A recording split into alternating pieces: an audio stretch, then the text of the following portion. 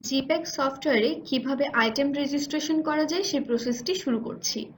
Log in করার পর চলে যাচ্ছি স্টক অপশনে।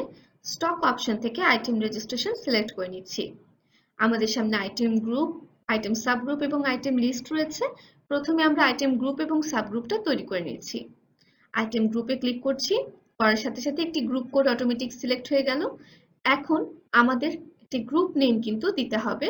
ফর এক্সাম্পল আমরা ওয়ালটন টেলিভিশন এন্ট্রি করব, সো আমরা গ্রুপ নেমটা ইলেকট্রনিক্স দিয়ে নিচ্ছি, সেভ করে নিচ্ছি। এখন আমাদের আইটেম গ্রুপ সেভ হয়ে গেল। এখন আমরা চাইলে আইটেম সাবগ্রুপটা তৈরি করে ফেলতে পারবো। আইটেম সাবগ্রুপে আসার পর প্রথমে আমরা যে আইটেম গ্রুপটা তৈরি করেছিলাম সেটা সিলেক্ট করে নিচ্ছি লিস্ট বক্স থেকে। তারপর একটি সাবগ্রুপ কোড তৈরি হয়ে গেল।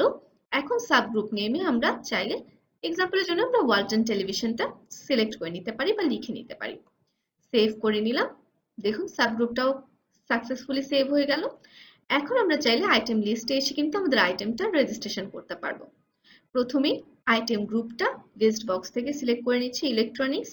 তারপর যে সাবগ্রুপটা আমরা তৈরি করেছিলাম ওয়ালটন টেলিভিশন সেটাও সিলেক্ট করে নেওয়ার পর আমাদের কিন্তু আইটেম টাইপটা ফিনিশড গুডস চলে এসেছে। চাইলে কিন্তু এটা আপনাদের যদি র ম্যাটেরিয়াল হয় লিস্ট বক্স থেকে র ম্যাটেরিয়াল, স্টক, স্টেশনারি যে কোনো কিছু আপনারা সিলেক্ট করতে পারবেন। এখন আমরা আইটেমের যে সিরিয়াল নাম আছে সেটাও দেখতে পাচ্ছি এবং কোডটিও অটোমেটিক জেনারেট হয়ে গেছে। এখন আইটেম নেমের যে ফিল্ড রয়েছে সেখান থেকে আমরা আইটেম নেমটি লিখে নিতে পারি, যেমন ওয়ালটন টেলিভিশন 40 ইঞ্চ। এক্সাম্পলের জন্য আমরা ওয়ালটন টেলিভিশনের যে 40 ইঞ্চ আছে সেটা লিখে নিচ্ছি। এখন আমরা ইউনিটটা পিসেসে করে দিচ্ছি লিস্ট বক্স থেকে। পারচেজ প্রাইসটা ফর এক্সাম্পল 20,000 দিয়ে দিচ্ছি এবং সেল প্রাইসটা 30,000 দিয়ে দিচ্ছি। তারপর মিনিমাম স্টকে আমরা মিনিমাম যে স্টকটা রয়েছে সেটা দিতে পারি, আমরা 100 দিয়ে দিচ্ছি। এবং ডান দিকে যে ডেসক্রিপশন রয়েছে সেই ডেসক্রিপশনে আপনি আপনার প্রোডাক্টটা ইম্পোর্ট করে আনছেন নাকি লোকালি পারচেজ করছেন নাকি আপনি নিজেই প্রোডিউসার সেটা আপনি সিলেক্ট করতে পারবেন। সো আমি লোকাল পারচেজ দিয়ে দিলাম এবং অল্টারনেটিভ ইউনিটের লিস্ট বক্স থেকে পিসেসটা সিলেক্ট করে নিচ্ছি। ডান দিকে আপনি যদি আইটেম লিস্টটা ওপেনিং স্টক দিয়ে শুরু করতে চান সেক্ষেত্রে ইয়েস বাটনটাও চুজ করতে পারবেন। যদি ওপেনিং স্টক দিয়ে না করতে চান সেক্ষেত্রে নো বাটনটাও রাখতে পারবেন। ইয়েস বাটন যদি দিয়ে থাকেন সেক্ষেত্রে ডেট আপনি সিলেক্ট করতে পারবেন আপনার মতো করে।